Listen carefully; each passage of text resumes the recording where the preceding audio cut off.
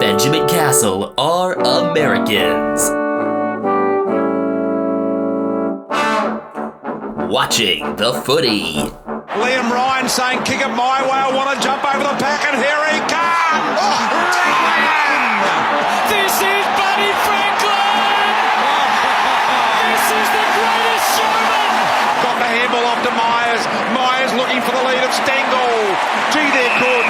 Gee, they're sharp. Razzle dazzle Rioli. Oh, who else? McDonald! Timber! From inside the centre square. Boys kick the goal. Boys kick the goal. From inside the centre. Fat. I can't believe that.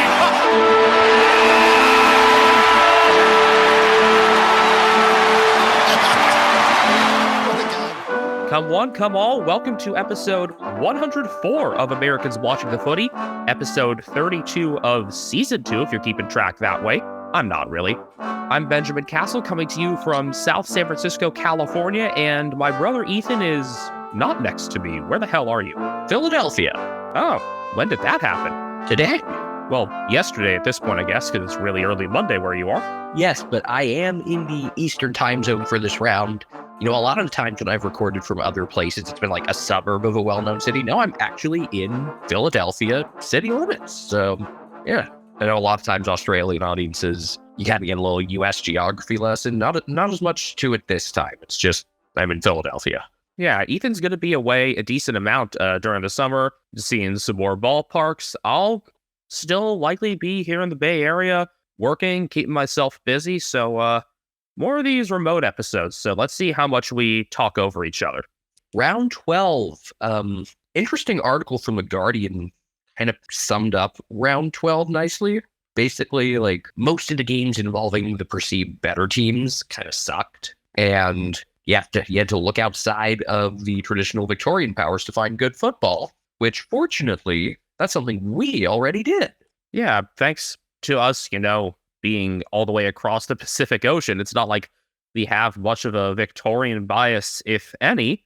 Also, just the round started slowly and then really picked up starting Saturday night.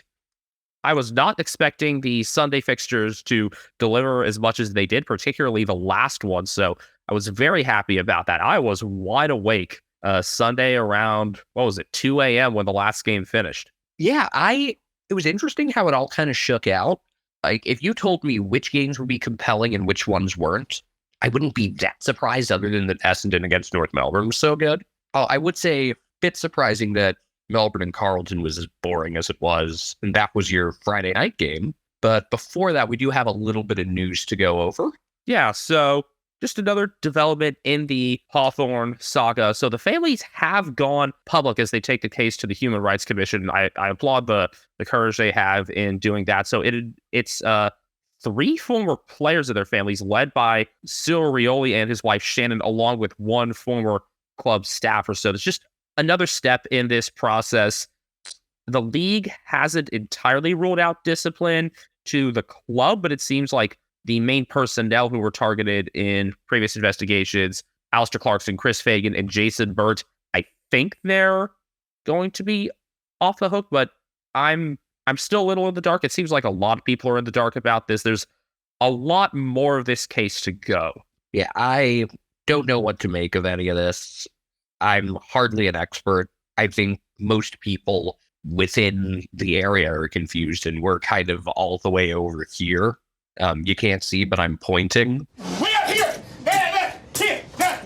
Point is, this investigation is going to be escalated, and so, it's out of the league's hands now, which has its pluses and minuses. Seemingly, I'm thinking more pluses, because it's not like the AFL can take the AFL off for the AFL's handling of the investigation anymore. As for the actual games, really shitty Friday night round opener. Melbourne 8-13-61 defeated Carlton 6-8-44. This game was just pretty dull throughout, other than Kazi Pickett scoring a couple of goals, and I thought Harry Mackay basically had Carlton's season in a microcosm. He got off to a nice start individually, kicked a couple early goals off of a clean snap, and then another snap actually after he had been held by Adam Tomlinson, who I'm not sure why they brought him back in the lineup. believe part of it was because Michael Hibberd was being managed. Tomlinson had a best on-ground performance for the KC Demons, but he hasn't shown really top-level ability for a couple years. I remember being really critical of him against Sydney last year, and I mean, you could tell when he's in there. That's never a good thing. And they did take advantage of that matchup a little bit, but not nearly enough as the game went on as a whole. Speaking of Kazi, by the way, happy belated birthday. I learned on Friday that Kazi and I share a birthday, June 2nd. Now, is he a couple years younger, or? He's 1 year younger than I. Okay. He's 22. Gotcha. Well, he looked good, but even the energy that comes out of him scoring a goal that permeates the rest of the team couldn't make this game fun. Like, if your friend said, come on over and watch this game, do not come. Do not come. I'm going to come. No, seriously, don't. This was not a good use of your time. This game, like, it kind of would, like, fluctuate between, oh, this is going to be a blowout, and, oh, shit, Carlton are making this interesting, and then it ends up just being boring again. It's like, it did enough to keep you watching, but not to entertain, other than seeing Carlton struggle. I liked the way everyone seemed to feel about this game, like neutral observers, where just about everyone seemed happy for Harry Mackay to, like, at least initially overcome some of his kicking problems. He ended up kicking a couple of behinds later. There were shots that he should probably be taking care of. There was one where he just, like, came up short on a shot that should have never been short for anybody. But he also hit a bomb from 59. I was happy to see those early goals, and it just got funnier and funnier as the game went on when the Blues were showing an inability to score otherwise. I mean, he had their first 3 goals of the game. And that third goal, mind you, didn't come until early in the third quarter. It was 36-17 at halftime. Like, if I hadn't... I didn't think the result of this was ever really in doubt. Did you, Ethan? No, there were a couple of moments where you kind of sat forward in your chair a little bit, but if I hadn't pooped before this game, it would have bored the shit out of me. All right, yeah, there's that. I had a couple big positives in this game out of some of the Melbourne youngsters. I mean, I'd established, pretty much everybody at this point has established that Jacob Van Rooyen is a player to watch, but I noticed that the Blues were really intent on forcing him into packs, and for a 10th gamer to get that treatment is a huge sign of respect, and he managed to do well in those contests despite that. Yeah, I mean, he's just a big, strong dude. And then further back, Judd McVie has been getting more time at fullback, and there was a bit more of a focus on him, obviously, with Hibberd out. He's not the biggest guy, but he's got good hands and had a couple key intercept marks. And then when he did venture forward, had a really smart to get Joel Smith into space, and that set up a goal. So good signs from the Melbourne youngsters. And remember, they debuted 2 youngsters all of last year.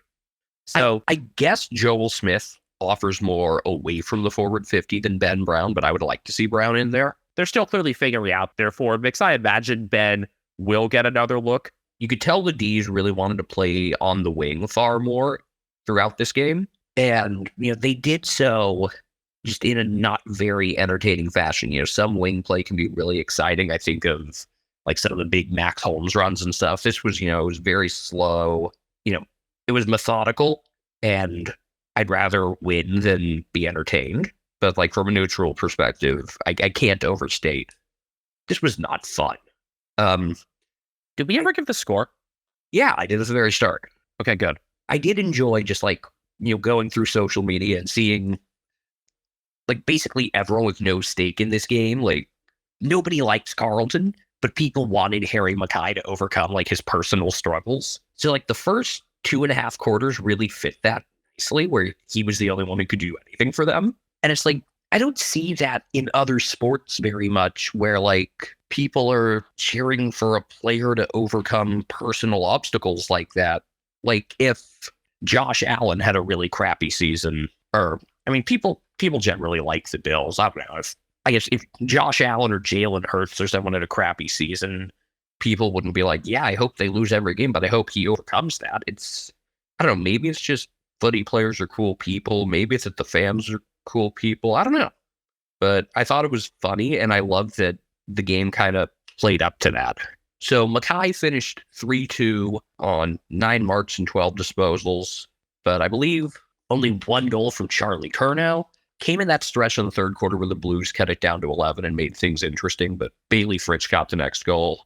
Fritsch had been inaccurate to start the night. He'd gone no goals 3. Yeah, this was funny because like that sequence, Carlton would get it down to 11 and then the D's would open it back up and then Carlton would make it interesting. It was never quite a blowout. It was never quite interesting. It was never baby-making footy either. The margin was never big enough for people to really turn off the TV despite the low quality of the game itself. So Fritsch did... It wasn't fun. No. Fritsch did end up hitting his last 2 shots, so he ended up kicking 2-3 from 18 disposals and 7 marks. Was happy that he was able to round into form. I know he's gotten criticism for taking some more daring shots, but he's usually able to hit those, and unlike some players, he's actually able to correct things mid-game when he isn't going super well. Christian Petrarca was the leading possession getter on the ground with 32 disposals, 17 contested possessions, 9 intercepts, 9 score involvements, 7 clearances, and a goal. He really lifted in Clayton Oliver's absence, and Oliver should be back for the Kings' birthday match. A very quick recovery from that hamstring injury. Ed Langdon with a behind from 25 disposals at 590 meters. Angus Brayshaw and Trent Rivers with 24 each. Brayshaw able to play more at halfback with Lucky Hunter back in, and James Harms taking a bit more wing time, though Harms will not be playing for King's birthday. He had a high bump on Matt Cottrell that got him suspended for a game. I liked Langdon's game. Again, not exciting, but efficient. Effective. Yeah, he was solid. He was definitely one of the more impactful players. It's one of those games where it's like, I've said at times, these teams, neither of them deserve 4 points. I think Melbourne deserves at least 3 points because they controlled the game. They played it effectively. I would think Petrarca's your 3 votes, but I think Langdon gets at least 1 vote out of this, maybe even 2. I think Jack Viney's got a strong case for a couple as well. He had 20 disposals, 11 contested possessions, and 7 clearances, has been getting more focus in Oliver's absence, and has still been able to play up. Out of the defenders, Christian Salem at 20 disposals, Stephen May 18 at 495 meters, Jake Lever the most active in the air, 17 disposals, 12 intercepts, 9 contested possessions, and 7 marks. And Max Gawn kicked 1-2, had 20 hitouts, 16 disposals, and 9 contested possessions. Yes, his numbers have been lower, but kind of makes sense considering he's been able to share more ruck time with Grundy. He's been playing more full forward. I don't know, the D's aren't exactly hurting because his numbers are down, and probably help him save some of his energy as well. Yeah, he could still go into that 2021 finals mode where there's just like 3 of him on the ground. We just haven't seen that yet, and it hasn't been necessary. But maybe against Collingwood it does become necessary because that's going to be a great test. I think this has to be one of the most anticipated King's birthday games in a while, or Queen's. I mean, not that there's been a King's birthday game in a while, but just like most anticipated matchup between these 2 clubs in a while. I mean, last year, there was some build up, but I don't know if it could quite. If it's going to be able to stack up to this year. I think this is going to be really fun. The D's did have 20 more inside 50s. On Carlton's end, Adam Chera, 30 disposals, gained 471 meters. Sam Doherty behind in 26 disposals. Patrick Cripps, I thought he was going to have a huge game. He did have more than half of his possessions contested, but he still only ended up with 13 of those and 23 disposals. Yeah, you predicted that he would have 28. And also that Melbourne would win by 24. So a little off in that department, but yeah, over 2 on those predictions. However, I said 80 to 56, so 142% for the game. And they came out at a little below 139%. So their percentage for the game was pretty close. Sam Walsh, only 22 disposals, ending his run of games with, 25 or more, I think? Yeah, he had 25 or more disposals in his previous 29 games. He was also caught holding the ball a couple times, and I noted he just looked very human, like a lot of Carlton, who now sit in 14th. His last game with fewer than 25 disposals was 2021 round 14, a loss to GWS. I do not remember this game, but the Giants. I don't really either. I just looked at it and was like, I have no recollection of this. I have no recollection of Jeremy Finlayson kicking 5 goals. Mitch McGovern, he struggled. I think he's far from Carlton's biggest problem, but I also understand why Blues fans have been so frustrated with him. He did have 20 disposals, 8 marks, and 468 meters gained, but the Fritsch goal midway through the third, he just kind of like stood there and watched Fritsch mark in a pack. And as an intercept defender, you can't make plays like that. Like you can't have like obvious plays where it's like this guy isn't putting in effort. That just can't happen. Jacob Wiedering, who I think is probably Carlton's best backline defender. I know they've got some guys that move the ball well, but in terms of actual defense, I think Wiedering's my favorite. He had an all right game, 16 disposals, 11 intercepts, and 8 marks. Brody Kemp, 14 disposals and 10 marks. Still not a huge fan of Kemp. Seems like a lot of those marks were just kind of from the unpressured sequences where they're just kind of passing their own end. All right, we spent way too much time on that crap. Yeah, I know how I said I didn't remember Jeremy Finlayson kicking 5 goals. Yeah. There's a reason for that, because he kicked 5 goals in Port Adelaide's 55-point win over Hawthorn, 23-13, 151 over Hawthorn, 14-12, 96. The Hawks clawed back this margin a lot in the second half because Port led 105-23 at the break. Tower Chants were alive and well within the first quarter. It was 57-15 at quarter time. I was not watching this game. I was at college baseball watching Texas A&M play Cal State Fullerton as part of the regional that Stanford's hosting. And I just checked the score a couple times. I was like, okay, I don't need to go back and see any of this. Yeah, so Port was the first team to hit 100 in the first half since Richmond did it back in round 16 of 2019, playing on the Gold Coast. And 105 was the AFL's highest halftime score since the Saints put 118 on the first-year Greater Western Sydney Giants. And amidst all that, one player on the field did not have a disposal in the first half. Ethan? I only know this because you told me it was Sam Frost. Of course it was. Fucking Frostball at its finest. No, Frostball would be, he would have a few disposals, but they'd all be really bad turnovers. I mean, he was fumbly, and that's why he wasn't able to get any disposals. So I can still kind of call it Frostball.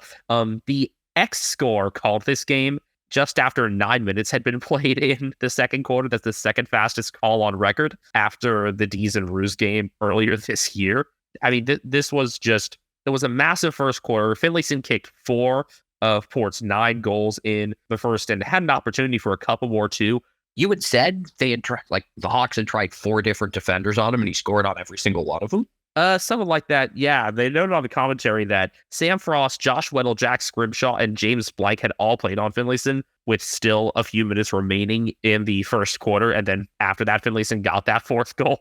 So Hawthorn just weren't able to solve him. And the absence of James Sicily was really telling in this game. He was suspended for that high bump on Anthony Caminiti from last week. And there was no leadership in the back without him.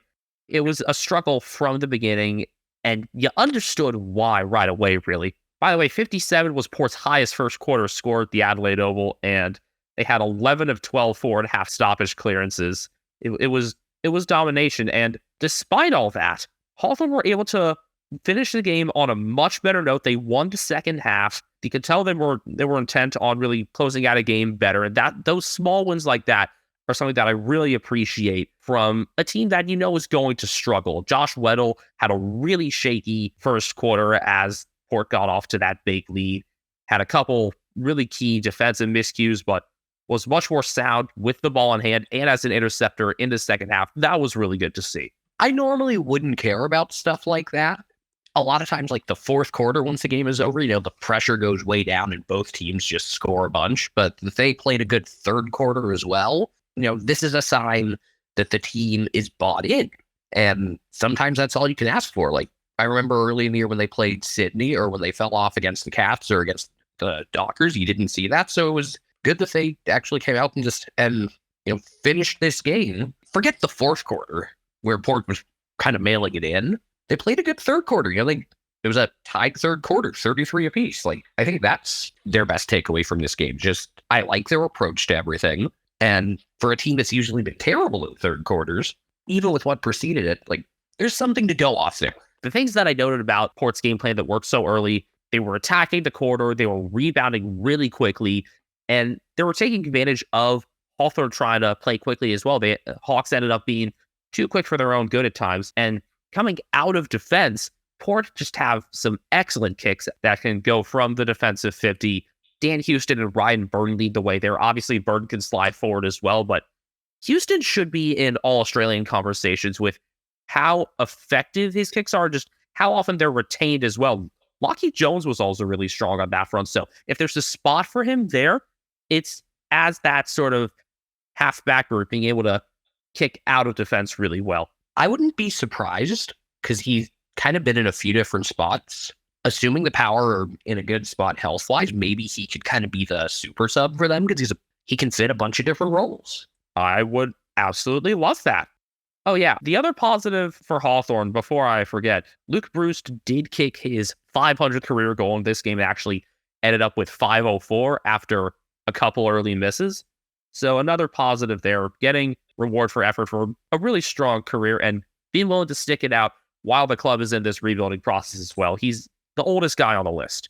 Would have been nice for him to get it in that game against the Saints last week in a win where he had played pretty well.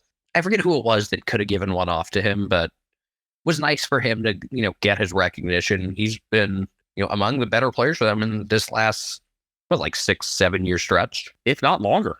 And it's just cool that he's kind of bridging a couple of different eras in club history, and hopefully he's able to be here and see when the next, as they enter this next window of success.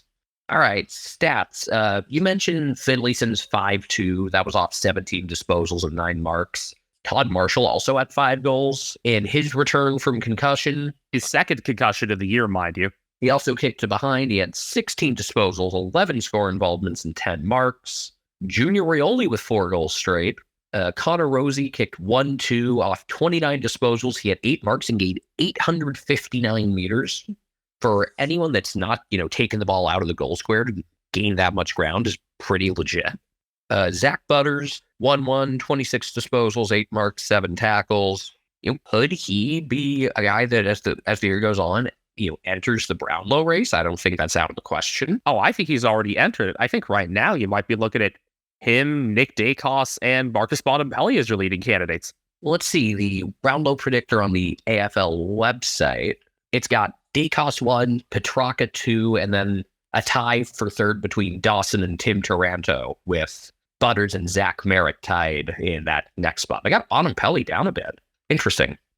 Ollie Wines a goal and 24 disposals. Dan Houston 2 goals and 20 disposals. I think of him as more of a defender, but when your team gets 23 goals, a guy like him is probably factoring in. Miles Bergman a behind, 17 disposals, 495 meters.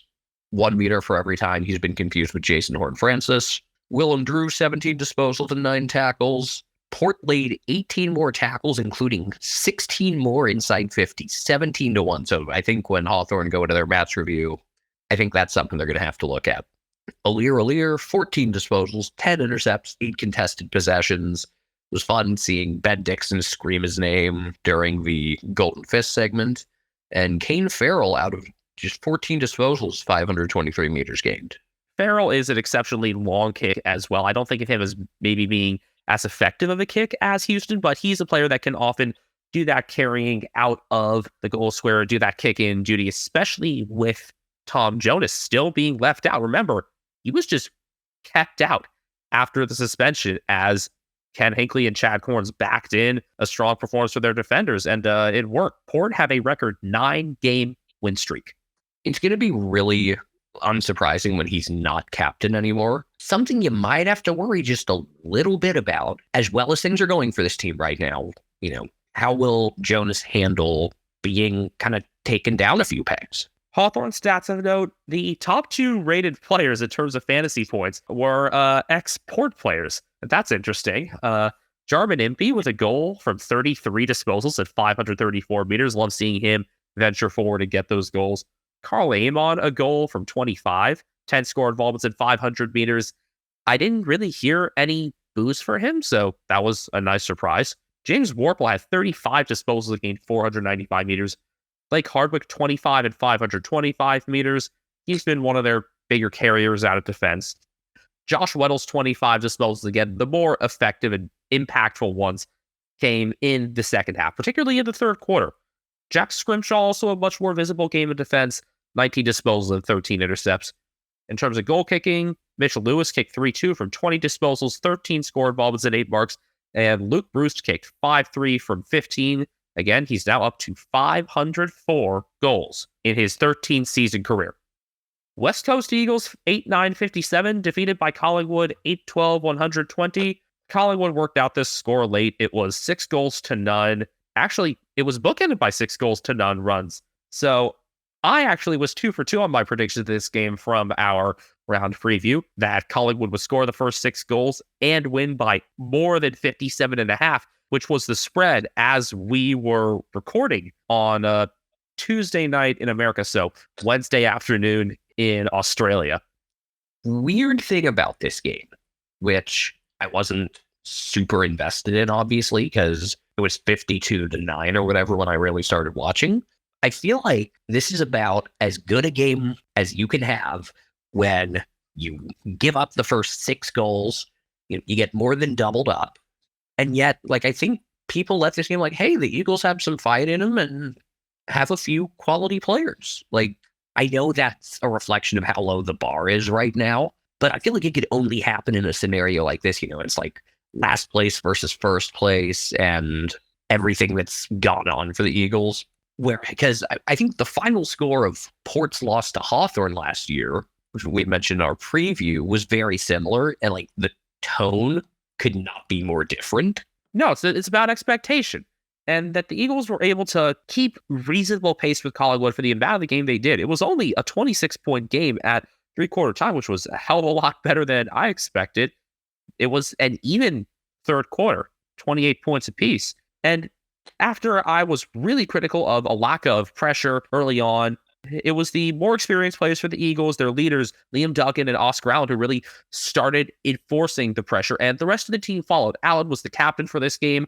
I like that he was backed in like that. He did have a couple goals, and he's, again, just continuing to get recognition despite being on such a struggling team. And a non-Victorian team. That too. The Eagles have basically just been a punchline for the last couple of years, and people are still appreciating his performance, which is really cool. The thing that irritated me about this game, though, was that the Eagles got a lot of the ball early on. There were +9 in inside 50s and clearances in the first half, but they could not stick any connections, whether on handballs or kicks inside 50.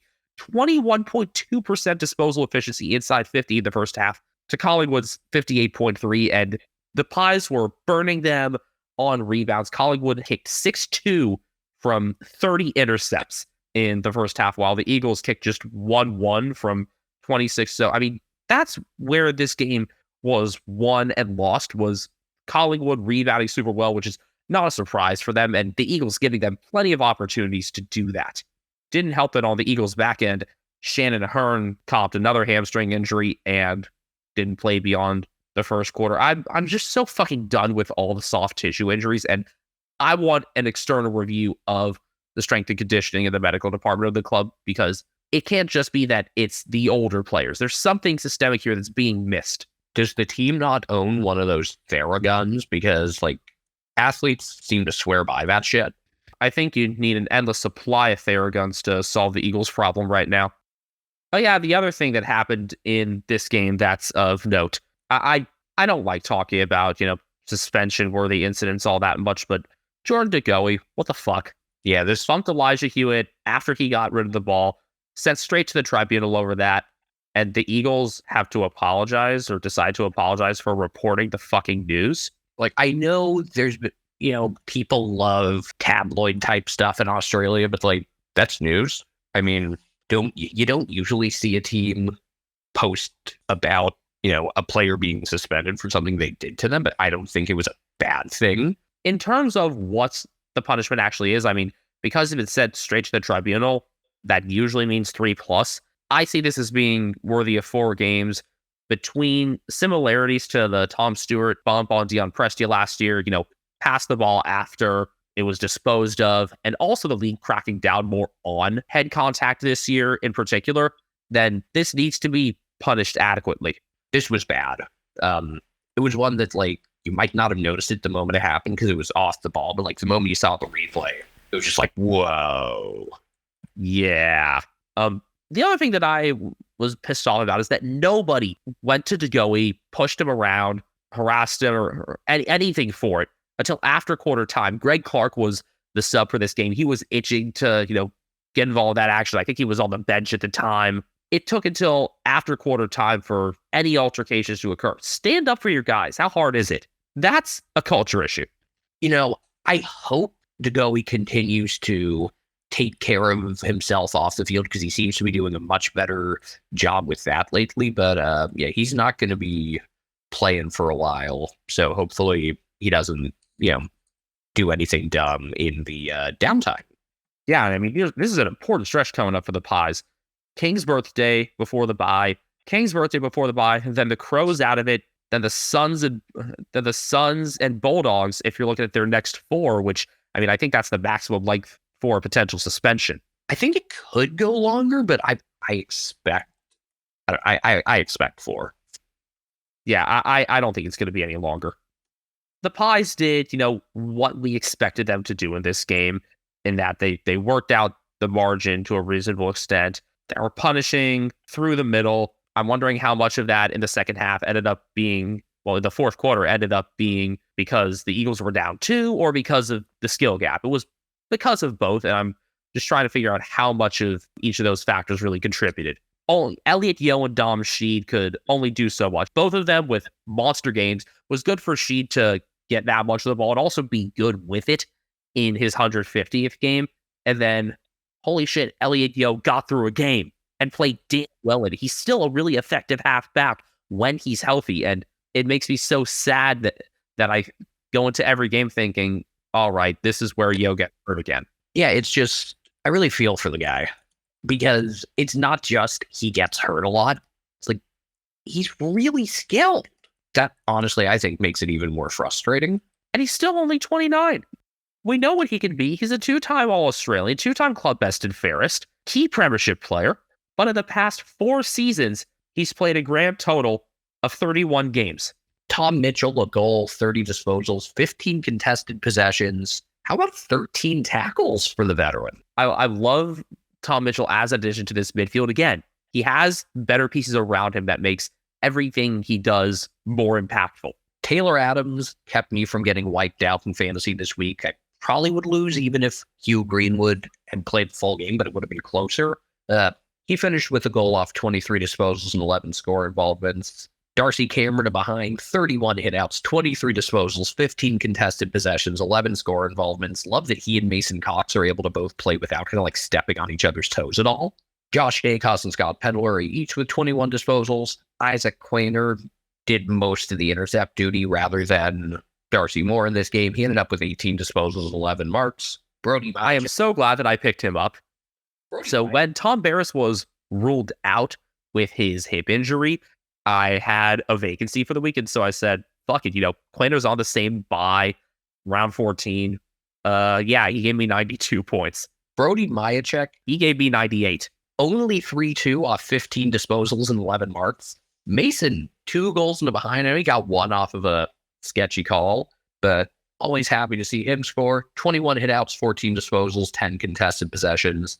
Pies with 29 more hitouts, 19 more tackles, and efficiency inside 50. You talked about the Eagles not capitalizing on early chances. Carried throughout. Yeah, but Collingwood at 58.9% for the game inside 50 efficiency. West Coast 32.7. So you look at that and you think, man, maybe this, they could have been closer in this game. I mean, the right team ended up winning, and even with all those struggles, West Coast, you could still leave with like a positive impression of them. Good loss. That sounds so weird, but yeah, okay. I mean, good loss for Dom Sheed, who kicked 1-1 from 43 disposals, 10 clearances, 9 marks, and 485 meters gained. He got the respect he's due. I'm glad he's seeing the field more consistently now. Liam Duggan with 33 disposals, 13 marks, and 520 meters, and a 1-game suspension for a dangerous tackle on Taylor Adams, which the club is challenging. The issue is he pinned the arms. I don't think this is going to be overturned. Tim Kelly, a goal from 29 disposals and 9 clearances. Alex Witherden, 28 disposals from the back, Yeo with 26, 16 contested possessions and 7 clearances. It was the stoppages where I really noticed him. And Andrew Gaffa behind from 22 disposals. Gaff still gets a lot of the ball, but that's really all he does. Unfortunately, he's got another year on his contract, and he's well past it at this point. We've had those what if they're healthy discussions, and I don't think we ever factor Elliot Yeo into that because you just accept that he's always hurt, but that might be the biggest what if out of all of them, actually. Really the past 4 years it's the case. I mean, he was, in there when West Coast had that 4-game losing streak to end 2021 that really started their troubles, but 5 games last year, 4 of the first 12 this year. All right, you guys won't know this because I will have edited out from the recording, but I just got up to let Brian Harambe, the footy cat, into the room, and that's very appropriate considering it's time to talk about the Cats, and his namesake played an important part again, as Geelong got what we both consider a surprising victory. Western Bulldogs 10-15-75, defeated by Geelong 15-7-97. The Bulldogs' inaccuracy over the full field, but yes, in front of goal is where it obviously shows up, right on the front page, but their kicking inaccuracy in general did cost him in this one. I am back? What it do, baby? I'm still far from convinced. You know how Geelong struggle out of the bye, and they've got Port out of it. If you told me that they'd be 6-6 going into the bye, despite all the injuries, despite losing to the Suns, Despite losing to the Giants, despite losing at home to GWS, could be a lot worse. This was a game that they won by out hustling the Bulldogs. They won this game with heart. You had so many sequences where a forward came into the defensive 50 to make a spoil, or a defender snuck forward and, like Tom Stewart taking his first goal since 2018, which gave them a 12-point lead in the first minute of the fourth quarter. That was the moment where I thought, okay, we're probably going to win this shit. Getting into half down just 2 despite playing really poor defense in the first quarter and leaving the goal square open and getting thrashed through the corridor. It was all right. For everything that went wrong there, not bad. Got into half down 2 and felt like it was weird because I kept thinking throughout this back and forth first half, which was really entertaining, even though there was just not a lot of defense being played. I was alternating between, man, we should be up by 10 right now because both Tyson Stengel and Tom Hawkins missed shots they usually take care of, and thinking how the hell are we in this game? Because whenever the Dogs just took through the midfield, there was no way to stop them. And then after getting the first goal, the third, it was actually Brian finally getting a goal instead of passing one up. And Ryan had 3 goal assists in this one, including one where he just completely passed it up to Jeremy Cameron because, you trust Jezza in those situations. Yeah, he should have had a 4th or maybe a 5th. That's the best part of this. Anyway, they get down 70-59, and it's crap, here we go. This is, talent's going to ultimately make the difference here. Oh, shit. Here we go again. I thought James O'Donnell getting his first career goal was going to be a real game changer. And then Jamari Ulehagen scoring because he was opening the goal square. Sam McConing with the mask on, not good. I don't know how much of it's that he's struggling to see, how much of it is he's afraid of breaking more bones in his face, but hopefully out of the bye, he's not playing with that thing on because it's clearly hindering him. And as bad as the defense had been to that point, they'd given up 10 goals to 10 different goal kickers with 13 minutes left in the third quarter. They didn't give up another. A lot of that has to do with Tom Stewart. Tom Atkins played a really good game, hustled his ass off, and then the Bulldogs just started missing shots badly. Tanner Breen kicked a goal to give the Cats the lead, and they went into the fourth up by 6 after a really, really bad Lockie McNeil miss after a Tom Stewart 50 for high contact. McNeil had come in for Ed Richards, who pulled a hamstring, which was a really big moment, I thought. Yeah, and I believe that occurred around the time that Myers had a big play in the middle of the ground. Yes, that was the one that gave them the lead, actually. Oh yeah, that was the play to Bruin. Yeah, it was a counterattack that Tom Stewart started. Tom Stewart played a great game, and I think he's the one that ends up with 3 votes off of this game, though I wouldn't give it to him. I'd give it to Mark Blitzobs, who alternated between shutting down Bontempelli and then later in the game, because John Sagler couldn't do anything against him, taking on Tim English, who, I think Tim English is getting the credit he deserves this year, which is awesome because he's really good. And then they finally made the sub, Sap Sagler for Sam Simpson, who didn't do a ton, but it's not Sagler. I think John Sagler's job in this game was basically, we need you in there so that Blitzovs can take Bonampelli, but could Toby Conway do that much worse right now? The one thing I will give Sagler is he can bark, but he's so awkward with the ball. You can tell he has no confidence in his skills, which is deserved. He doesn't have a lot of skills. And despite all that, still won this game. Mitch Nevitt breakout performance, a goal off 17 disposals and 7 tackles. I was going to say, I watched so much of the Cats between you being a member and, tuning me into a lot of the things that maybe some other fans might not notice about him. Nevitt is a damn fast player for how tall he is, and is just really fundamentally sound. Was visible over the whole of the ground, love the pressure that he brings, and for him to get that goal at the end of the first half, his second career goal, cemented that, the pendulum was starting to swing a bit in Geelong's favor. The Dogs had that run of a couple goals after Myers, but I didn't feel like they were going to be able to stay in front for long, and they didn't. I'm never counting on this team to be healthy this season, but I don't know how you could find a way to take Nevitt out of the lineup when guys are healthy. Maybe if you actually somehow, for a brief, beautiful moment, have your best 22, you make him the sub, but that would even be a tough decision to make. O'Sheen Mullen, with, coming out of the bye, might not have a spot. Maybe he gets into that sub role because you're going to be getting Max Holmes, Patrick Dangerfield. Who else am I forgetting? Jack Bowes all back into the lineup. The thing is, the biggest need for Mullen right now is more game time just in Australian rules football.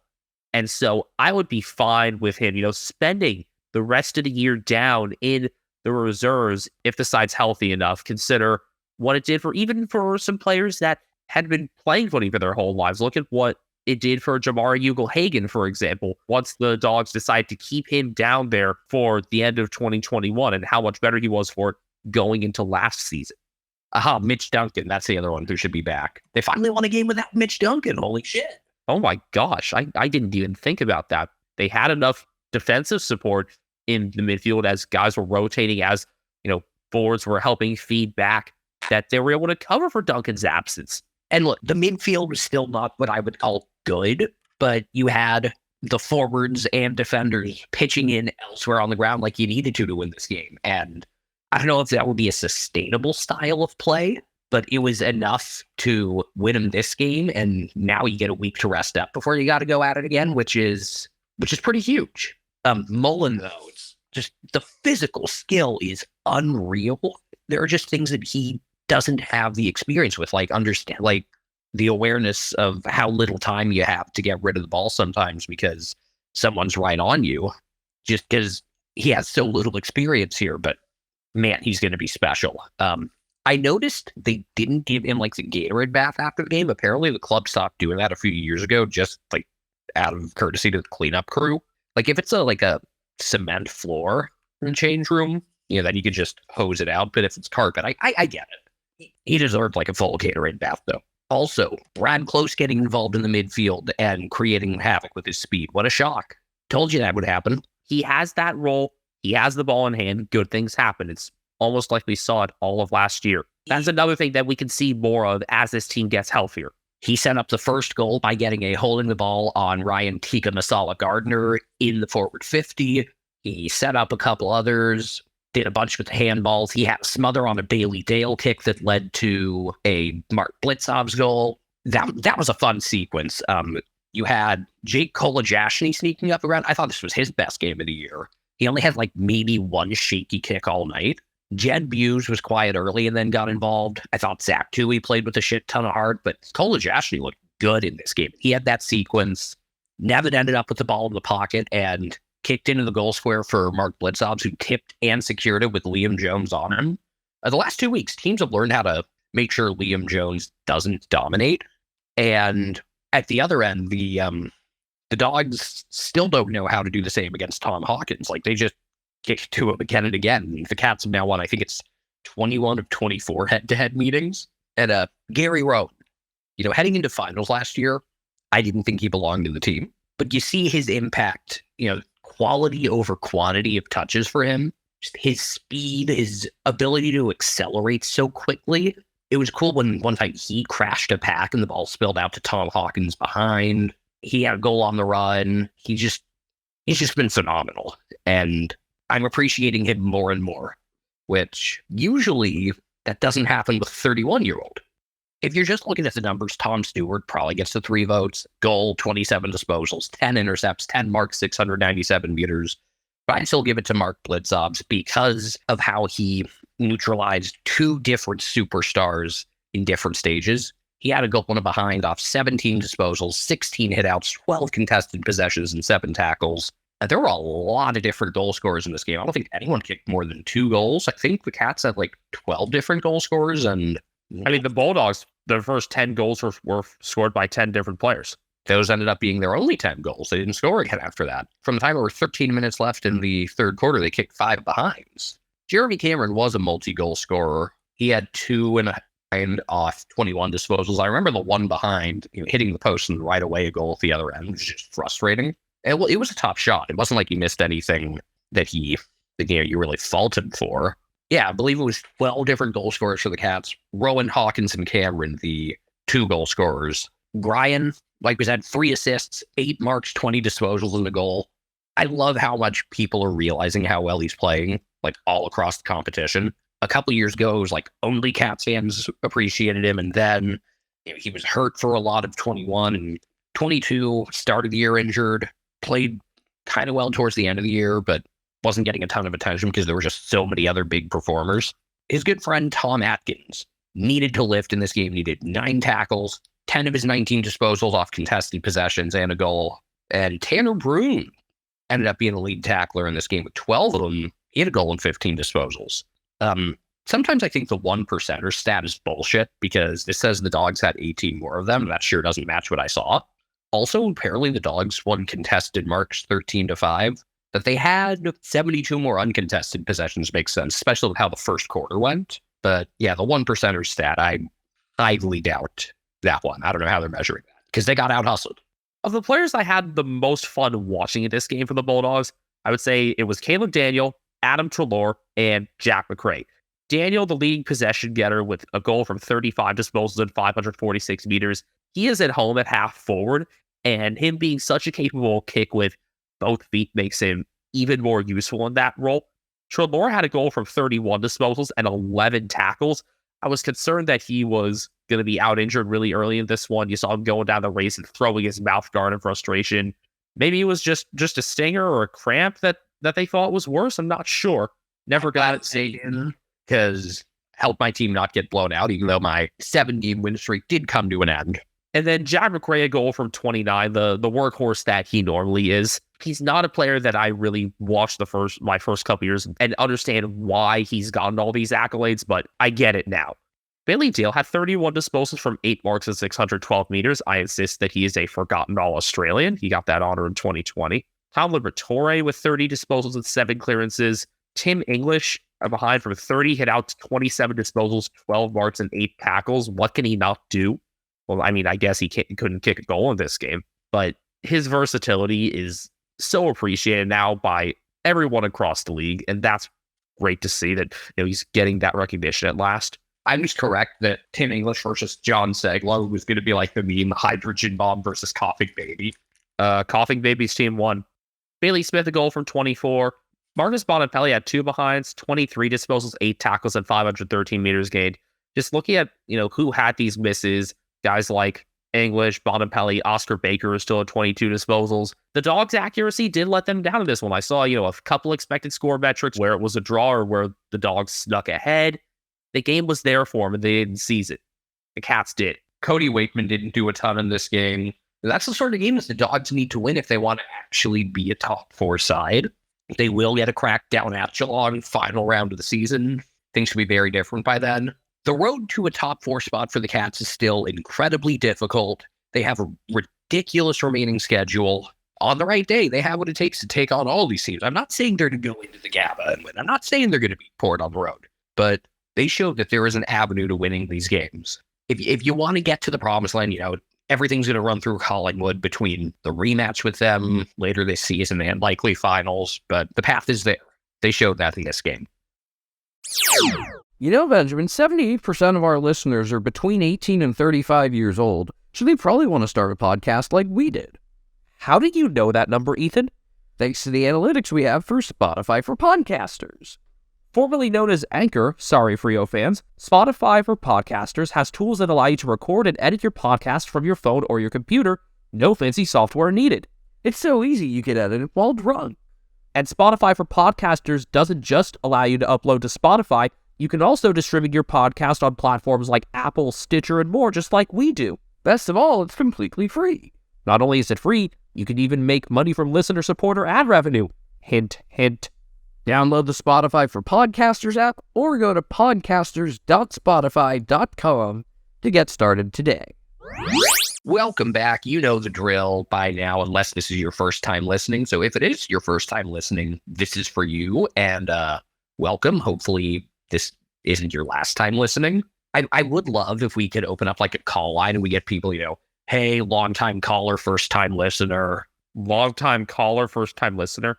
Yes. Long-time caller, first-time listener. All right, Mr. Fine Bam.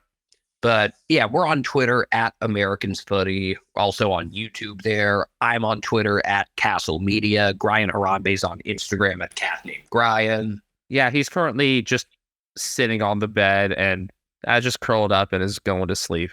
Good boy. I'm on Twitter at BenjaminHK01. Yeah, I'm kind of in charge of Brian while Ethan is away, and I think he enjoys his time with his uncle. I still feel like a deadbeat dad for leaving. That gets me every time. It's funny, but it's true. By the way, I couldn't think of a better time to mention this, so I'm going to mention it now. I did watch a decent amount of the first State of Origin match of the year, and I've decided that, if we're just looking at how fun each sport is, it goes Australian football, American football, rugby union, rugby league. I guess I'd have to, I'd probably agree with you on that front. I got a lot of enjoyment out of watching rugby union in college. I was fortunate enough to go to a university with one of the strongest rugby union teams in the U.S., that being Cal, UC Berkeley, who made the national championship game this year, lost to Navy. Not the Navy!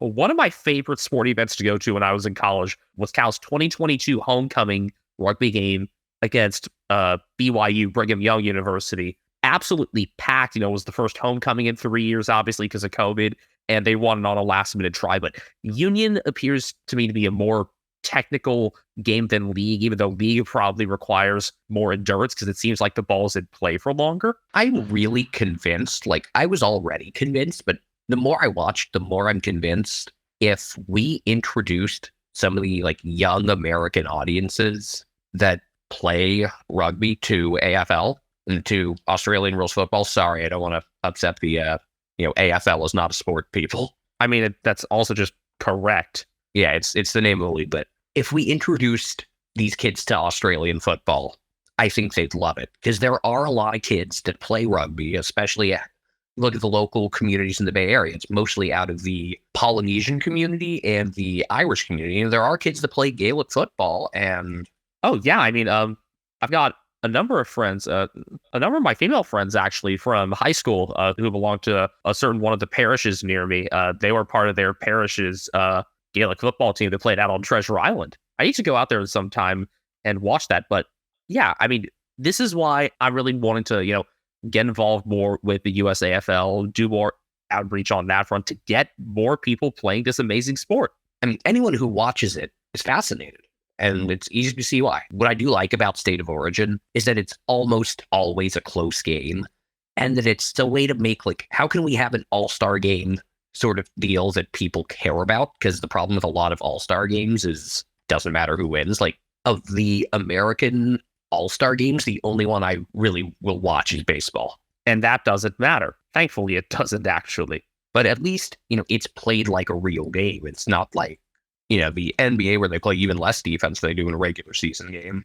Or the NHL where just, It's it's a 3-on-3 competition, and then the Pro Bowl did the right thing and just stopped. Minor tangent here, but if the NFL wants to do like an all-star thing, name the teams and then have the players do like some kind of like goofy skills competition, like which 300-pound lineman is can punt the farthest.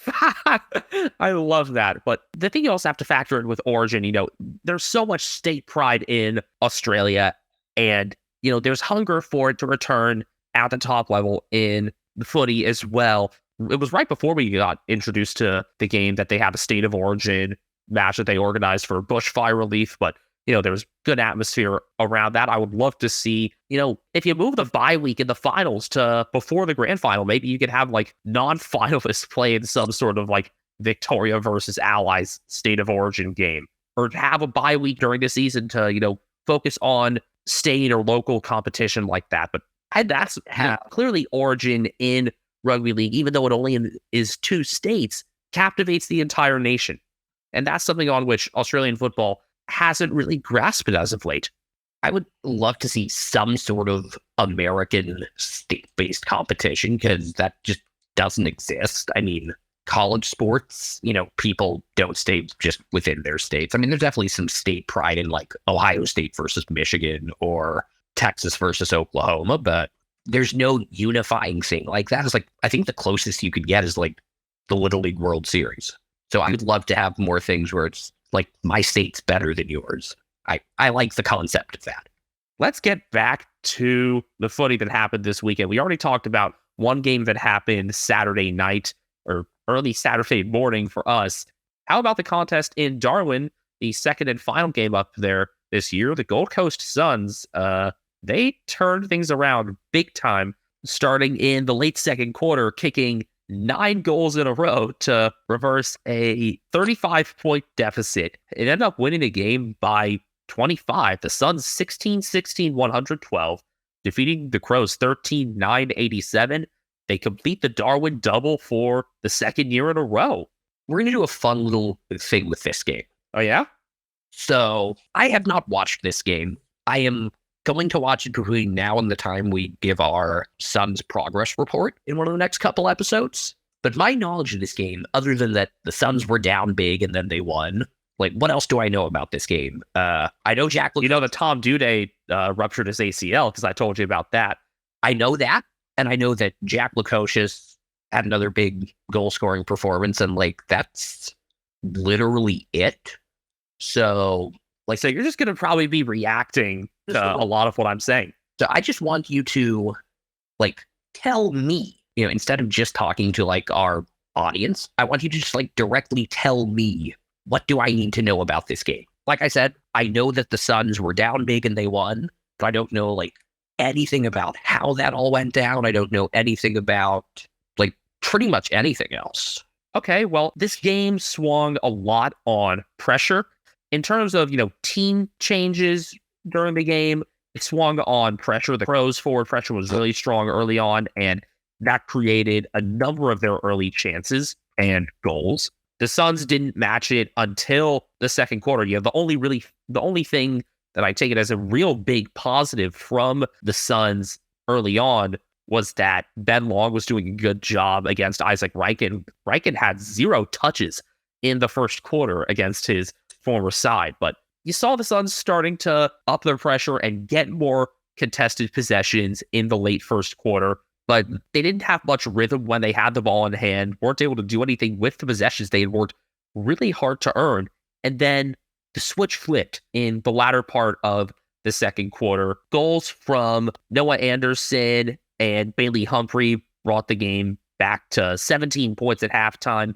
And then something clicked in Matt Rowell's mind during the break, because he took the fuck off after that. He may have only had 15 disposals, but he had 13 contested possessions, 10 clearances, and a goal. And Ben Keys had to move off of Noah Anderson and onto Rowell. And I say Rowell beat Keys too. I've said through the last few weeks, ever since Tuke Miller got hurt, that, like, Matt Rowell has just gone out week in and week out and just been like, fuck it, I'm just going to do everything. And that he's actually been able to do that is so cool. And this is the lowest number of disposals that he's had in a game since the loss to St. Kilda round 4. And I'm still talking about his performance like this. He had 3 of the first 5 clearances of the second half. And after being caught high by Jordan Dawson, he's the one that gave the Suns the lead. I thought they could win this game. I thought it would be because their forwards would be superior to the Crows' defense. But, like, I thought the midfield without Took, you're at a disadvantage because you're going up against, it's not just Laird, Dawson, Keys, it's Soligo, Smith, Millera. Smith was an important inclusion more at halfback for this game after being concussed last week. The Crows defense was really thrown for a loop by Tom Duday getting hurt. He ruptured his right ACL in a marking contest with Levi Casbolt on the wing. He had ruptured his left ACL 4 years ago. So another really unfortunate break for him. Wouldn't it be an unfortunate tear or rupture? Please, I didn't want any puns there. But by the way, shitty puns are the extent of injury jokes that I will make. I will not do more than that. But a shitty pun here and there is irresistible. All right, fair enough. But yeah, Hinge had to play more one-on-one, and Jack Lukosius really took advantage of him. Lukosius with another 5-goal performance. So 10 goals in Darwin. Give this man the keys to the Northern Territory, not just Darwin, like the entire territory. I mean, I bet the kids of the Tiwi Islands were having a lot of fun seeing his performance again. They had a day trip to the Tiwi Islands during the weekend. Ben Long and Bailey Humphrey were the big celebrities for that. Great article by Michael Whiting, who's the lead Queensland team reporter on the AFL website. Take a look at that one if you haven't already. I have not, but it's, Ben Long being, a member of a family that's pretty legendary up there. That makes sense. But I love the idea of Bailey Humphrey being so popular up there. All these kids were like copying his James Harden style cooking celebration from the game sealer against the Dogs. He also signed a 4-year extension this week. So awesome stuff. As long as Humphrey doesn't pretend, to take credit for the celebration and not pay tribute to Lil B, because that's how James Harden became a victim of the base god's curse. No, Bailey Humphrey will not become a curse. You know who else won't become someone who would totally listen to Lil B? You know who else won't become a curse victim? Well, Matt Rowell, obviously, Jack Lukosius. Joel Jeffrey is also looking more and more at home at halfback. I'd questioned his move there, but it really worked this week, and I noticed a lot of positive efforts from him. So if you've got Lukosius as more of this attacking player, where he spent a lot of time in different parts of the ground, it opens up that halfback spot for Jeffrey, and he's taking advantage of that. Yeah, that's not what I would have expected. Like, after watching him, I mean, he had 5 goals in Ballarat last year. Jeffrey did. Yeah, it's like, as I've said, like, this team has more than enough forward talent that, you're going to have to find someone to put defensively sometimes. And he is not the one I would have thought of, but I guess he kind of has the body type to be an intercept defender. Still not what I would have anticipated, but great for him to find a way into the lineup because I really like the kid. And great for him to do it at home as well. You have 3 Northern Territory players in this game for the Suns between Long, Jeffrey, and Mal Roses. When the Crows got back into this game, kind of going back into the flow of things to kind of keep describing this to you, Ethan, they had dominated forward time for a decent amount of the late third quarter. They'd been looking for Riley Philthorpe a lot with their kicks, and when he wasn't the one to score, they did end up getting a couple goals off packs where they ended up targeting him. Nochi Fogarty got his 100th goal early in this game in the first quarter. At that point, he kicked 100 goals, 40 for his career, which is remarkable accuracy. And he remained an important factor in this one. But after Lockie Murphy gave the Crows the lead in the early part of the fourth quarter, the Suns enforced their dominance through more clearance success. They had the first 6 of the fourth quarter, and they only allowed 1 more goal themselves the rest of the way. It was a 5-goal-to-2 final term.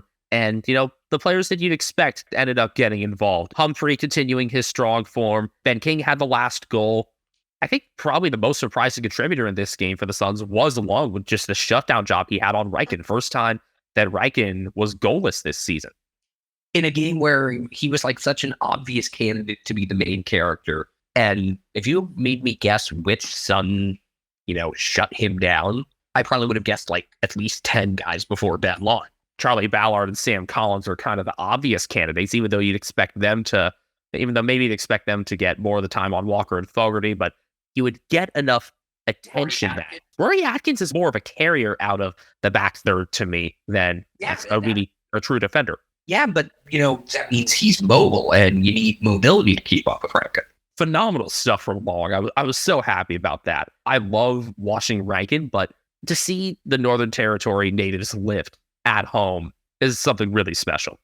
Honestly, not a lot of huge individual numbers stand out in this game. I mentioned Matt Rowell's stats already. Noah Anderson kicked 2-1 from 28 disposals, 18 contested possessions and 642 meters. And Jack Lacocious 5-1 from 16 and 10 contested possessions. But aside from that, the workload was spread out pretty well. Jared Witz did have a dominant game in the ruck because hitouts were 56-30, and they were less turnover prone. Crows had 12 more on that front. So the players who had been at their best form as of late continued that. And the other players kept up, plus, extraordinary stuff from Long that doesn't find the stat sheet. Jordan Dawson led the Crows with 30 disposals and 633 meters gained. Brody Smith, 26 disposals and 815 meters.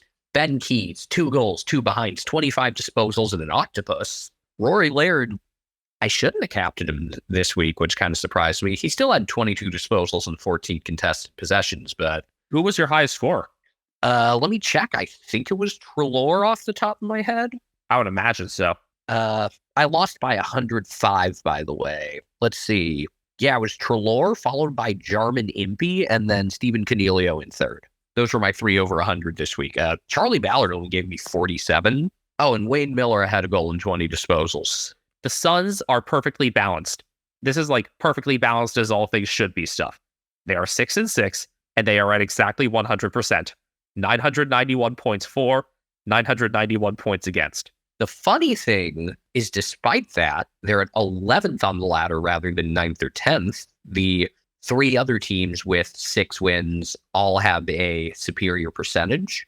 One of those teams is 6-5. The others are all 6-6. The 6-5 team being Frio. But, when you have a major outlier at the bottom, that kind of shifts what the middle of the pack looks like.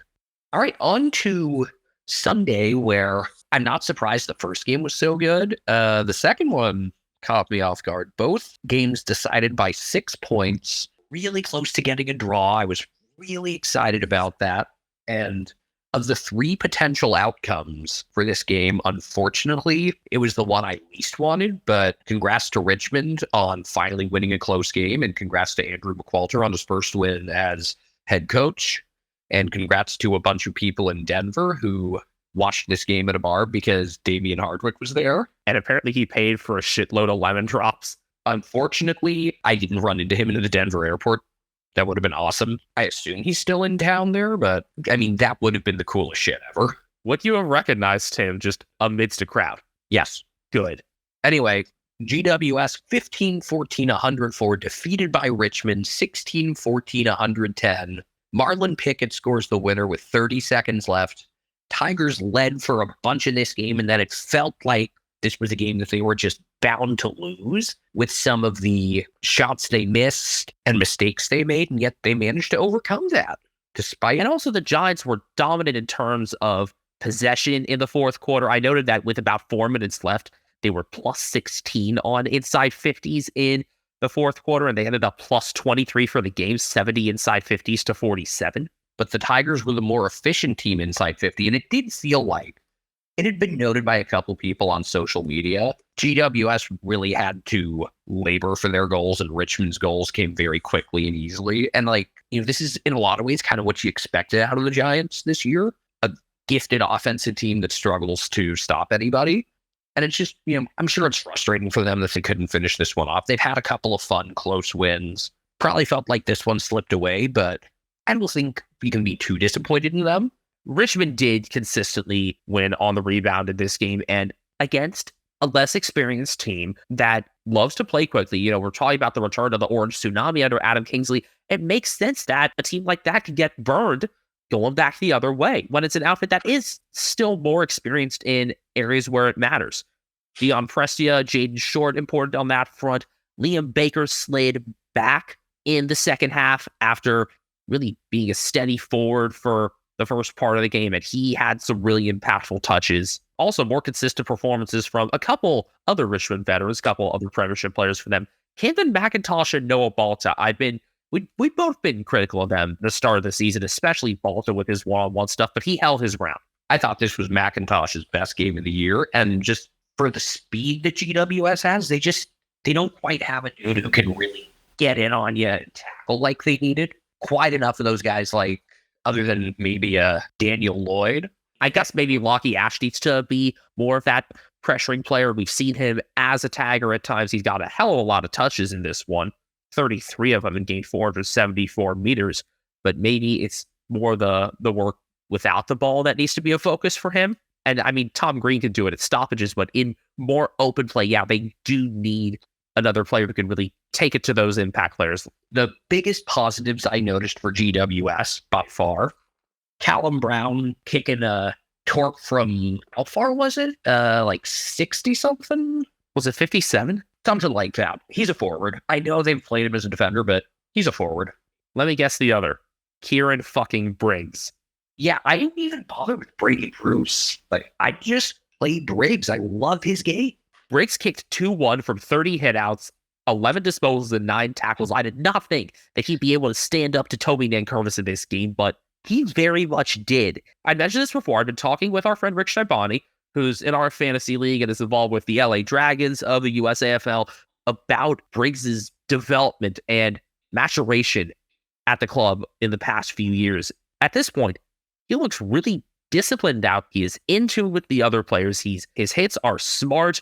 And yeah, I mean, with Braden Pruce still injured and often quite undisciplined, he can't stay on the oval, mostly because he gets suspended. This year, it's not because suspension thus far, but when he gets in, he will be suspended. Briggs looks like a long-term solution. Yeah, Braden Pruce is 27 and has been around the block. Briggs is just 23. He turns 24 in October. I love it in this sport. A guy that's a few months older than me is like action. I mean, Pruce debuted in 2017.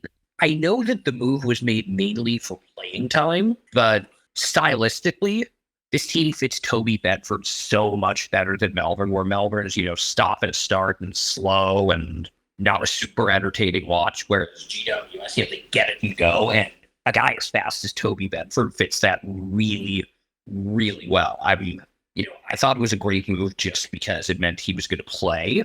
And it turned out this is a great match for him in terms of not just playing time, but the actual style of football. Yeah, he and his fellow Toby, the captain, played really well off each other, leading to a couple goals in a row for the Giants that ended up bringing them back within a point near the middle of the fourth quarter. I'm still not sure which Toby should have gotten credited on one of those. I think Green got his butt on it. I believe he did. It was a very unnecessary review because it was obviously a goal. It was just a matter of whose goal. Yeah, that's review abuse right there. Also, Josh Fahey kicked his first AFL goal on the run for 51 as part of just this great back and forth in the fourth quarter, which saw 12 goals. See, that's the sort of thing, a guy getting his first goal like that makes you think, oh man, they've got this. And I'm impressed that Richmond overcame that. Because again, this had all the signs of a Richmond collapse. At least a draw.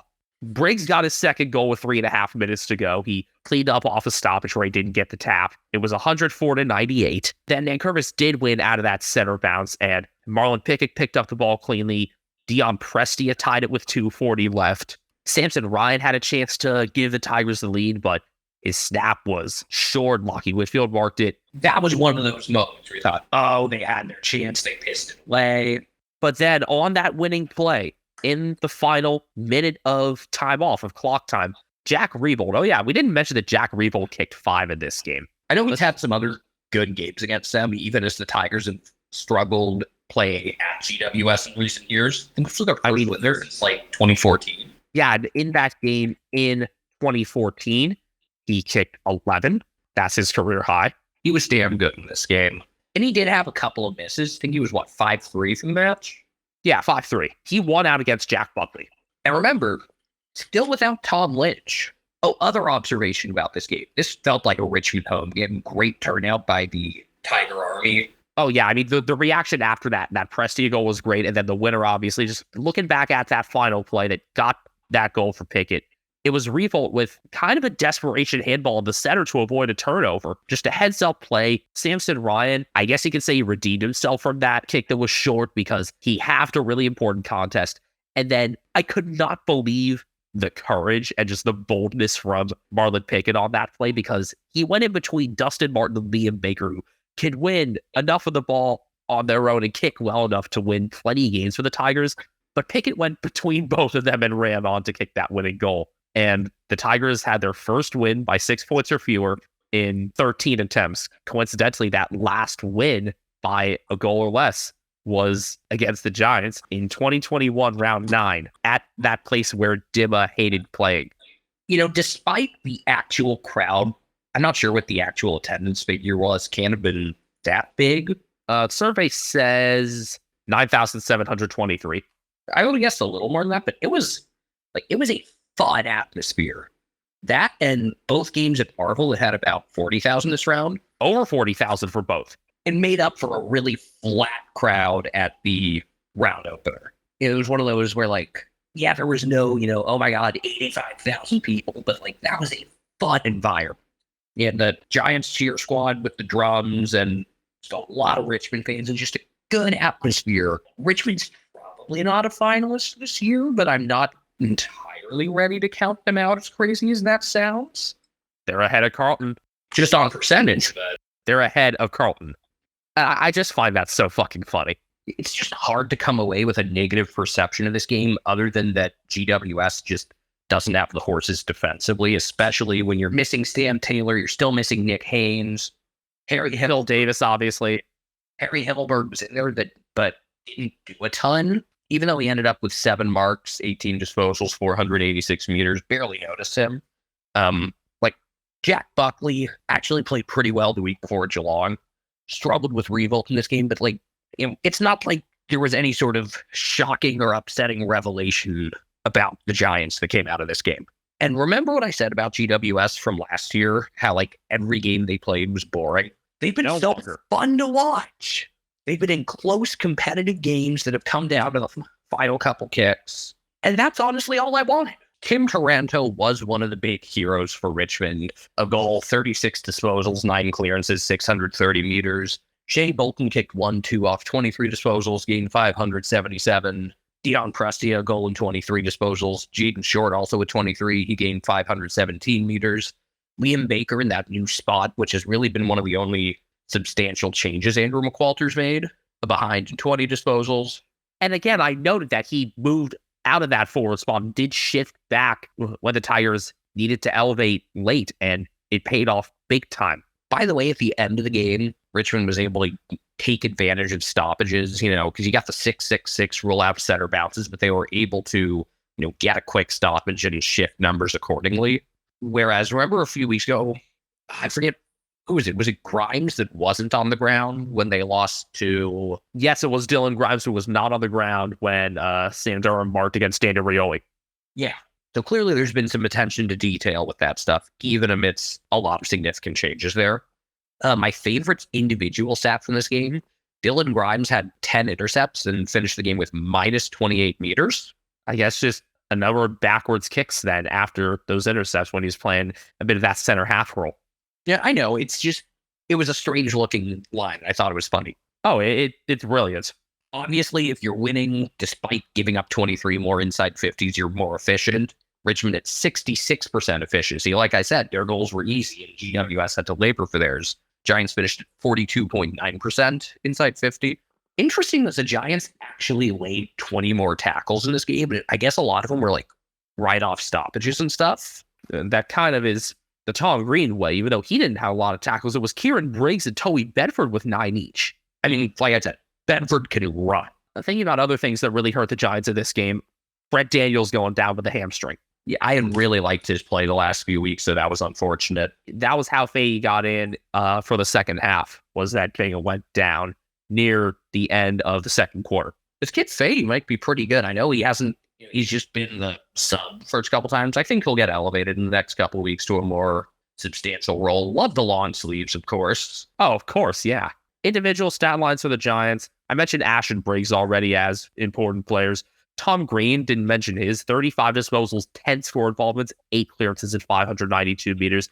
Expected him to lay some more tackles in this one. He ended up with just 4. But other players lifted and laid some tackles to add to that pressure. Xavier O'Halloran and Callan Ward with 7 each as well.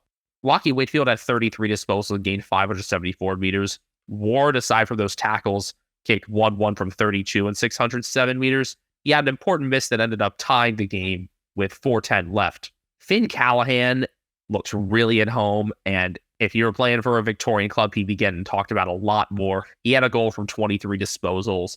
He already has a Rising Star nomination for this year, and I'm very glad he does. He's been playing a lot above his age. Stephen Canelio behind from 23 disposals and 8 tackles. Toby Bedford kicked 1-2 from 19, 12 contested possessions and 9 tackles. Snooze fits the orange tsunami to a T. And then you mentioned Daniel Lloyd as being an important player. He kicked 2 behinds from 18 disposals, 10 contested possessions, and 488 meters gained. I hadn't really thought all that much about Lloyd until recently, which I guess is a good thing because it means that he's elevated a bit. I also want to mention Jesse Hogan for like 5 seconds. He hit the post from 24 meters out in the second quarter. And at that point, the Giants were down 40-17. And then yet he converted for a 57-degree angle a couple minutes later. Perfectly balanced, as all things should be. Like, this is a guy who, I'm gonna put on my best Chris Collinsworth. Now, here's a guy who misses the easy shots, but always nails the hard ones. Why do I feel like that's something that could totally belong in a footy video game as a broadcaster's quote? Oh, yeah. Or like, sorry, all I'm thinking of now are like all of the quotes from the old NCAA 14 game, like when your defensive back drops an interception every time. You know what's funny? Even telling his coach that he wanted to play receiver this week. Yep, exactly. Stuff like that. All right, you liked 1-goal games? Here's another. Essendon 16-9, 105, defeating North 15-9, 99. Both of the Sunday games actually decided by 1 clean kick. And, I mean, I know that there's, this is a more recent rivalry with Essendon and North, really developing in the 21st century with some dramatic games. The 69-point comeback, the late winner a few years back from. Now you've got Brad Scott on the other side of it. Yeah, he gave a great dig at, I guess, himself and North as a whole, saying, hey, it's familiar being in this 4:40 p.m. time slot. But yeah, this was just a fun game where hard to come out. North, it sucks because you'd love to get a win. They've now dropped, 10 straight? Right. They dropped 10 straight. And, you can think about the players that they were missing in this one. No Luke Davies-Uniacke, obviously. And then Jai Simpkin got concussed after. I thought it was a shoulder thing at first, but I guess if he's all with us, then there's no way he's playing next week. That sucks. Yeah, then Hugh Greenwood got a head knock right before halftime. He was ruled out with concussion as well. And he had been one of the players really making up for LDU's absence along with Bailey Scott. And I thought at that point, oh man, they're just going to get smoked second half. And I mean, you look at how the game started as well. Essendon leading by 20 points at quarter time. And then their accuracy let them down in the second quarter, just 4 behinds, where they had, some relatively easy chances that they missed. There was a really bad miss from Jake Stringer at the end of a handball sequence that I noted. Sam Draper right after that as well. Of course, he kicked an amazing goal late in this game to make up for that and give the Bombers the lead with 5.5 left. Yeah, but despite North losing this game and once again coming off with a good effort and nothing to show for it, not being able to, sing and celebrate with Brett Rathen, that they came out and competed in the second half at all with who they were missing. I respect the hell out of that. It was the youngsters that delivered for them. Throughout this game, Will Phil, Terry Sheasel, George Fornbaugh were all strong in clearance, and they worked through pressure really well. And for the second week in a row, I'm really complimentary of Eddie Ford with, not many touches, but having a couple really smart plays. He had this handball over the top to Cam Zerhar with a little under 12 minutes left that set up Zerhar's goal to give North a narrow lead. It's little things like that. I want Eddie Ford to get more of the ball. It's at some point, they deserve a win. I hope it fucks up someone's season and that someone is not Geelong. But it's going to be like the ultimate feel-good story. People were happy for them when they beat Richmond last year, obviously. it would be rewarding for them to get one, but like, I can't be too upset with how they've played, which is incredible considering just what they've had to deal with. A lot of players lifted for Essendon in this one. I mean, praise North for the performance they had, but, in terms of the most important players for Essendon, Nick Martin with a really complete game over the whole ground. Accurate disposal, whether by hand or by foot. Accurate set shot as well when he gets the chance. I mean, we knew that from the garbage time stuff in his debut, but we're seeing it in a tight game here. Matt Guelphy has worked his way back into the side really easily. He provides great energy. And Kyle Langford with 4 goals, and I was thrilled with the performance he had. Essendon are so much better when he's in there, and that is not a coincidence. His third goal was the 100th of his career, and I wish that got more attention. I still think maybe this offseason you look at converting him to a defensive role if you can't bring in some really good defenders, because that's what this team is lacking. This game, they had the defenders that they needed in terms of Jordan Ridley and Jaden Laverty being really important interceptors. Ridley was a bit more of a goalkeeper, and Laverty, despite being bandaged up, kind of Joel Selwood style, unafraid to go after marks in the air, and had a lot of important ones. He just isn't quite the right build to really be able to take on, like a Buddy Franklin body type. No, and if there's one thing that Essendon needs to target in the draft of the trade period, it's that key defender. Someone built like Ben Mackay, who actually had a pretty nice game. The last couple of weeks, he looked washed. He played really well. 18 disposals, 14 intercepts, 10 marks. Once again, lost both his games this week, but this was good to see from him. I guess the day of rest mattered more to Barry this time. I guess. So Langford's 4th goal, his 101st of his career, made it 99-93 Bombers with 4:20 left. Jaden Stevenson then had a kick across the face that led to nothing, but he redeemed himself, coming off of a pack with a snap to tie it with 3:03 left. But Essendon came back immediately with great forward pressure. Kyle Langford made a great move to keep the play alive, and then Will Snelling and Andrew Phillips made a couple of moves to set up the super sub, who I still think should be playing full-time. Massimo D'Ambrosio kicked the go-ahead goal with 2:08 left. Bombers were able to kind of stall things out from there, doing a good job off of stoppages, making sure they had the numbers. Ridley drew a high tackle from Cam Zurhar with 42 seconds left, and I thought Nick Larkey got pushed in the back with a couple seconds left. He would have had to hit a bomb from like 60 meters. The odds of it would have been almost zero, but it would have been nice for him to have that shot. You gotta give us a shot! I loved Massimo getting that goal. We've both been big advocates of his. But he came in as a sub for Dylan Shield. Seemed to be tactical. Maybe it was kind of managing Shield after he had been out last week. A lower impact game from Shield. At first, I was doubting, why it wasn't Phillips that was coming off when you trust Draper to be the more versatile player. But Phillips had his share of important plays in this one. And I mean, he had the assist to set up Massimo's winner. So good on Andrew Phillips for showing his worth outside of pure ruck work. North played well. Essendon won a game that they absolutely had to win to stay alive, to be a finals contender. They've got one of the easiest schedules to take advantage of. And while it wasn't glamorous, they handled it. Right? They also have a second meeting with these guys and a second meeting with the Eagles. Their other double-ups, Collingwood, Geelong, Port Adelaide, not so friendly, but basically they got to go 4-0 out of these games and probably need to beat GWS away as well, because they already beat them at home. One guy who did not play well for the Bombers in this game, Brandon Zerk-Thatcher, I have his name in our notes 3 times. One was a crappy spoil attempt. One was him giving away a free kick because he had a good tackle on Cam Zurhar at first and then slipped, so he had him below the knees. And then one for giving away a mark to Callum Coleman-Jones, who I think the move to North has worked out well for him from a playing time perspective. And on the other end, a defender that didn't play well for North, Jack Zeeble had some costly turnovers in this one. And, looking at the conversation after this game on socials, people were calling for accountability in terms of maybe dropping Zeeble in favor of backing in someone like Josh Goddard, because look, clearly Clarko, Ratton and company, they aren't afraid of holding Ben Cunnington accountable by dropping him. When Draper had that awesome goal with 5:38 left that temporarily gave Essendon the lead, that was made possible by Zeeble having a kick in out on the full. There were a couple of bad kick-ins in this game both ways, but since getting absolutely bodied in Tasmania by Port, North have had 2 very winnable games where you feel like it slipped away, but you played well, and the game in the middle against Collingwood where they got beat, but they didn't get humiliated, and that was after that really, really shitty stretch. Basically, in the from like the second half of the Good Friday game up until the Sydney game, it was not pretty. So they're playing better. They need that better play to turn into a win at some point, just from a confidence standpoint. Just from, the guys need something to celebrate, but they haven't imploded.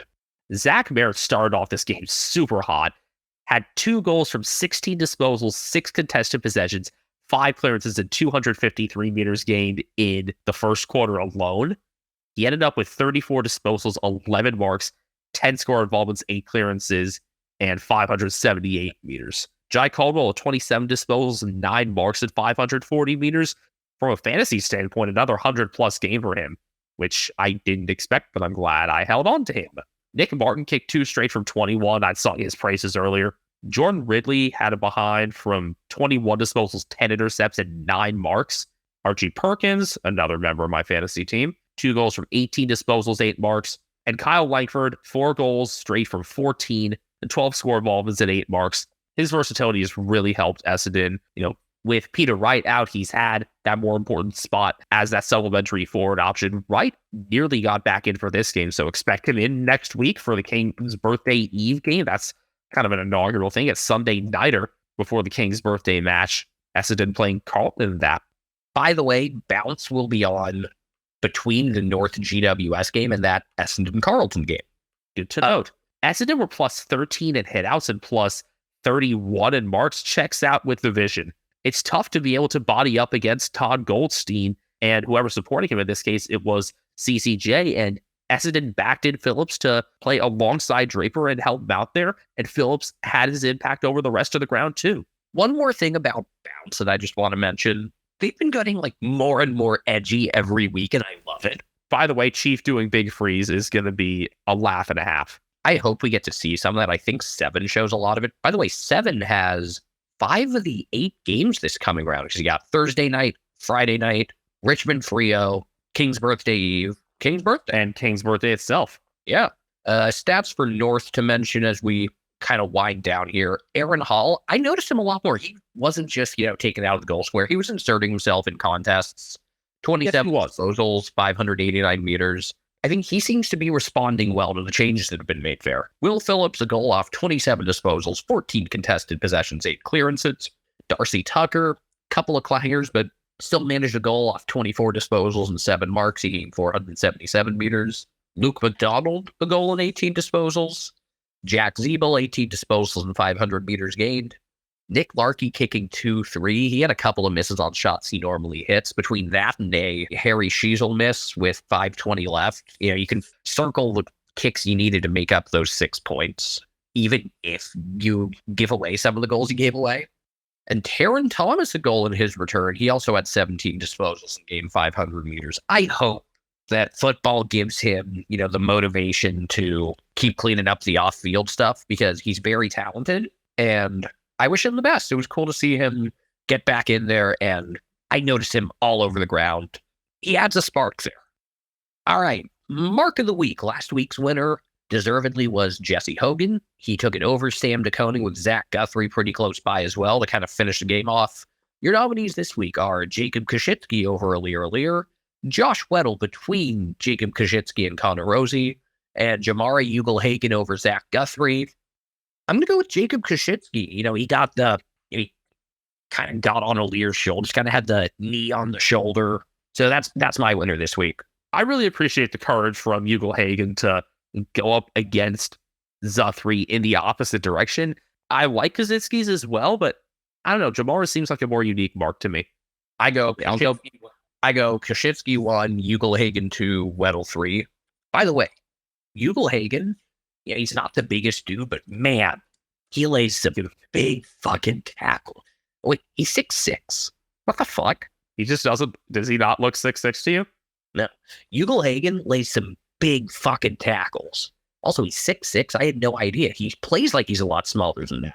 maybe it's also, seeing him stand up, alongside so many other Bulldogs talls that just like, okay, he's kind of in the mix there. I don't think any of the mark or goal nominees will be able to stand up on Brownlow night. I mean, it's hard enough to crack the goal of the week mix with what we had between rounds 6 and 8 with Charlie Cameron, Will Ashcroft, and Brody Mychek. Maybe Paul Curtis cracked the mix. I think that Koshitsky mark, at the very least, if you have like the highlight reel of best marks of 2023, gets in there.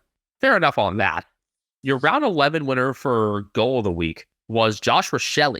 He received a handball from Isaac Rankin on the boundary and kicked a roller at a 64-degree angle from 34 meters out on the outside of the boot. It was really tough to decide between him and Kazi Pickett for the end-over-end kick that he had against the Dockers. Rochelle's was more impactful in the scope of the game. Kazi's was more like the moment you saw it, the whoa factor. Oh yeah, Kazi got nominated again.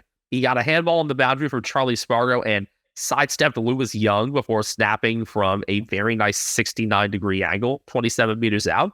Your other two nominees came from Saturday.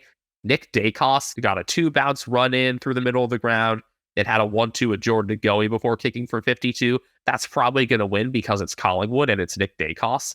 And then Saturday night, Luke Pedlar got a smother of Matt Rowell in Adelaide's 450 before rolling a kick through from 31 meters out through an unguarded goal square. Ethan, you just watched these again. Who you got? God, this is tough. Pickett was in a tight window to do it, and it was a great angle, but Pedlar had the funky geometry. And he made play happen with the smother, too. Yeah, God, that's tough. I could go with either of those, really. Make a choice. Let's go Kazi again. I think I'm going Kazi again as well, even though I respect the hell out of what Luke Pedlar was able to do. The turn at kind of like an obtuse angle at the end was pretty nuts. I mean, that was like a 130-degree angle it turned out or something. I don't know. It was cool. I think there was more skill to Pickett's actual kick. Also, shouts out to Kazi for responding through the DMs to one of his biggest fans, Mason Cox. Yes, he congratulated Mason on 100 games. And again, happy belated birthday, Kazi. Main character for round 11, we picked the Carlton forwards. It was hard to come up with one for this round. I mean, there was that sad Carlton fan with the sad face sign that was pretty funny. But I am going with the AFL Central no bounce team for this round. So the Instagram page, AFL Central, which has 184,000 followers, had put a best 23 of players with 0 career bounces together. No first-year players considered in that. Like, it's not just Max Gawn. You do have there are 6 ruckmen in this team, by the way. Actually, Pete Ladhams is one of them. I mean, if you count Darcy Cameron, there's 7. Yeah, this is... Yeah, I count him because he's in there. Oh, no, there's 8. Mark Pishnet's in there, Pete Ladhams. Okay, there's 10. Plus a couple other guys like Sam DeConey that could fill in there on occasion. But out of these 23, 3 of them had their first career bounces this week. And I love the followers, all the DMs for this page getting blown up. Jack Buckley had 2 bounces. Tom Sparrow had his first. Cody Waitman had his first career bounce and even responded to the page's DM after. So that's my pick for this round is 3 guys graduating from the no bounce team. I love how captivated the followers are by this. I mean, if you take a look at the post when Jack Buckley had his, you'll just see the amount of DMs this guy got as soon as the bounce happened. But when Max Gawn has his first bounce before his final goal in his final game, it's going to crash Twitter. It may. All right, that's just about going to do it. We've got a couple more episodes coming at you before round 13, in which we do our progress reports on both Geelong and Gold Coast. But also, we're going to be doing our Sir Doug Nicholls round jumper rankings. We did have a couple of those worn again this week. Hawthorn and Port Adelaide both wore theirs, and those happen to be 2 of the best, so I'm not complaining about that at all. Spoiler alert, Hawthorn's probably the best. And then we'll obviously have our round 13 preview as well. The 8-game slate spread out over 5 rounds. For the first time this year, we will have no overlaps. we don't have another overlap until what, round 16? Yeah, we don't have it again for the bye rounds. So, I mean, yeah. I mean, it helps that these next couple rounds, this one is 8 games, but spread out over 5 days. And then it's 6 in the we've next. got a couple of 6 gamers, but it's time for no overlaps. It's time for footy, It's time for everybody to watch all the footy. including us. We are Americans watching the footy. You can find us on Twitter and YouTube at Americans Footy. You can find me on Twitter at BenjaminHK01. You can find me at Castle Media, and you can find Brian Harambe on Instagram at CatNameDrian. I posted some never-before-seen content of him today, actually. What's he doing right now? He's just curled up on your bed. And I find it very unfortunate that I'm going to have to open the door and probably force him out. Because once he wakes up because if he wakes up and nobody's in there, he's probably going to go haywire and rip all your posters off the wall. Considering if he's sleeping, if he doesn't wake up, I'd be okay with giving him a chance. We'll see what happens. Anyway, yeah. All right. And with that, we'll be recording again tomorrow night. All right.